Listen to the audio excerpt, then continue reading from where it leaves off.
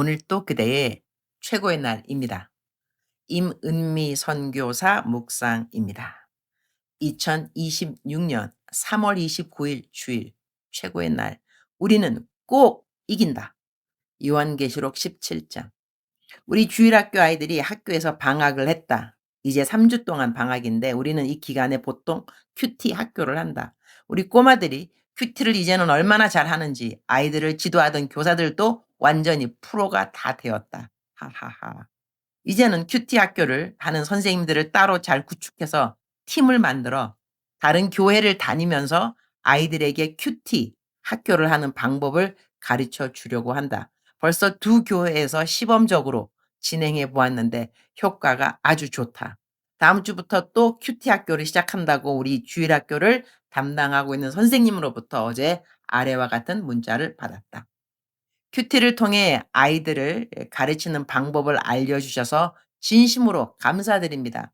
큐티 수업을 통해 우리 아이들이 학교에서 종교 과목에서도 매우 잘하고 있습니다. 또한 방학 동안에도 아이들과 함께 하나님의 말씀을 배우고 나누는 즐거운 시간이 되고 있습니다.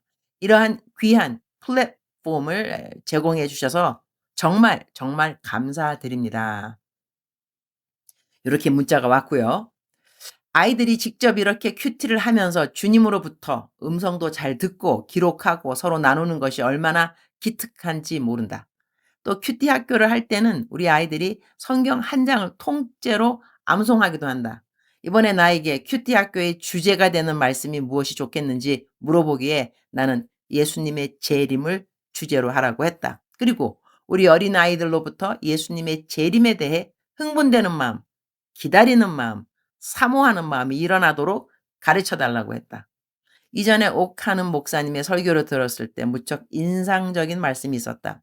목사님께서 평생 설교를 해오시면서 가장 후회하는 것이 하나 있다면 예수님의 재림에 대해 많이 설교하지 못한 것이라고 하셨던 그 말씀이 기억난다. 나는 우리가 성경을 배울 때 골고루 균형 있게 잘 배워야 된다고 생각한다. 예수님의 재림에 대해서도 꼭 잊지 않고 가르쳐야 할 것이다. 그래서 이번 큐티 학교에서는 예수님의 재림에 대해 잘 가르쳐 달라고 부탁했고 큐티 학교 하면서 티셔츠를 선물해 주는데 예수님은 곧 오십니다. Jesus is coming back soon 이라는 문구를 예쁘게 디자인해서 티셔츠로 만들어 보라고 했다. 내가 이렇게 하는 것이 어떤 사람들에게는 예수님의 재림에 대해 너무 강조하는 것처럼 보일 수도 있을 것이다. 그러나 사람에게는 주어진 때가 있다. 언제 무엇을 말해야 하는지, 성경 말씀 가운데 무엇을 더 강조해야 하는지도 때가 있다. 마치 사순절에는 예수님의 고난을 더 깊이 묵상하고 부활절이 되면 부활을 더 생각하며 설교를 듣는 것처럼 요즘처럼 예수님의 재림에 대한 관심이 커지는 때에 그것을 강조하는 것은 당연한 일이라고 생각한다. 그래서 우리 어린 아이들에게도 이번 큐티 학교에서는 예수님의 재림에 대한 기대감을 가르치려고 한다. 나는 딸 수진이를 7살 때부터 큐티를 가르쳤는데 이제는 수진이 나이가 30이 넘었다.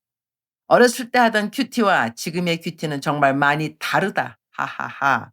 큐티를 통해 하나님께서 수진이를 이렇게 성숙하게 하신 것에 진심으로 감사한다. 그래서 오늘은 내 딸 수진이의 묵상을 함께 나누어 보려고 한다. 수진이는 묵상을 영어로 쓰기 때문에 내 묵상에는 한국말로 번역해서 올린다. 고린도전서 15장 58절. 그러므로 사랑하는 형제 자매 여러분, 굳게 서십시오. 흔들리지 마십시오. 항상 주님의 일에 더욱 힘 쓰십시오.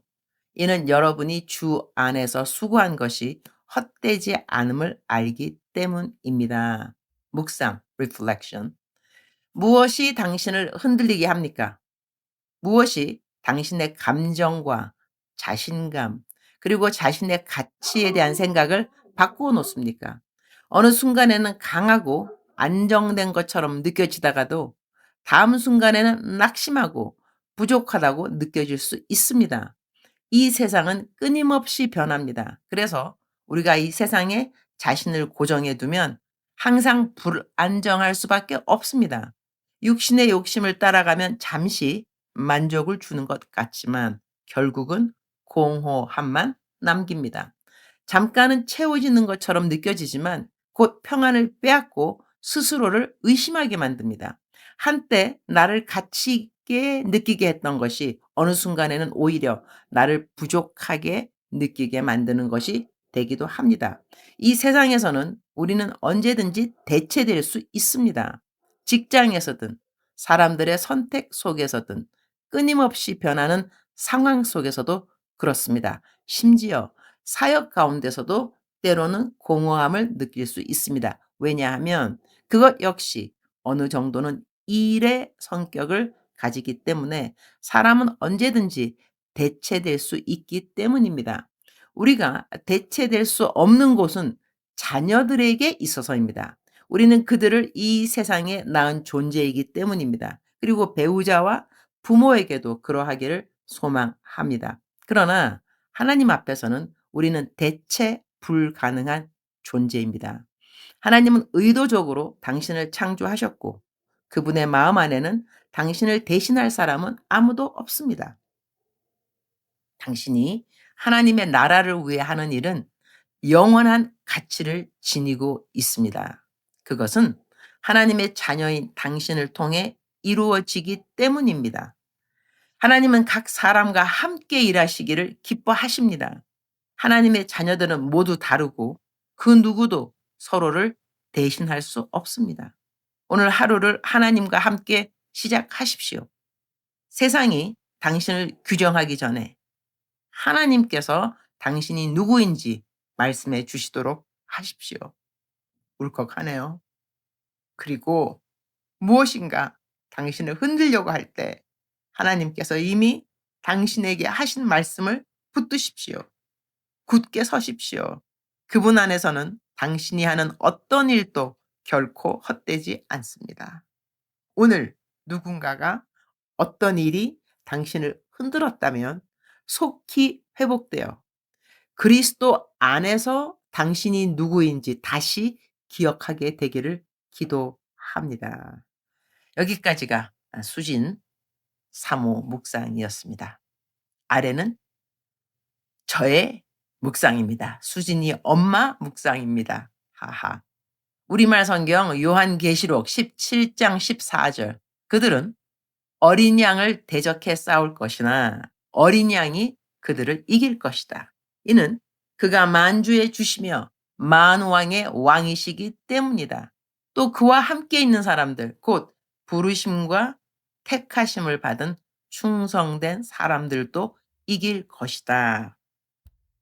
요한계시록 17장은 하나님을 대적하는 세상 체계, 바벨론이라고 나와 있죠. 이 체계가 세상 권력과 함께 사람들을 미혹하지만 결국 하나님의 심판으로 무너지고 어린 양 예수님이 최종 승리하심을 보여준다. 이 말씀을 대하니 이전에 내가 설교하면서 사용했던 예화가 기억난다. 어느 신학교에서 환경미화원이 성경책을 읽고 있었는데 그 학교의 교수가 지나가면서 물었다고 한다. 성경 어디를 읽고 있으신가요? 그랬더니 그분이 대답하기를 요한계시록을 읽고 있습니다. 그래서 교수님이 말하기를 그 책이 참 어려운 책인데 쉽게 이해가 가시나요? 하고 물었더니 그분이 대답하시기를 그렇게 어렵지 않습니다. 그래서 또 교수님이 그렇게 어렵지 않다고요? 하고 물으니 그분이 답하기를 어렵지 않습니다. 여기에 주제는 아주 간단하죠. 끝에는 우리가 이긴다는 것입니다.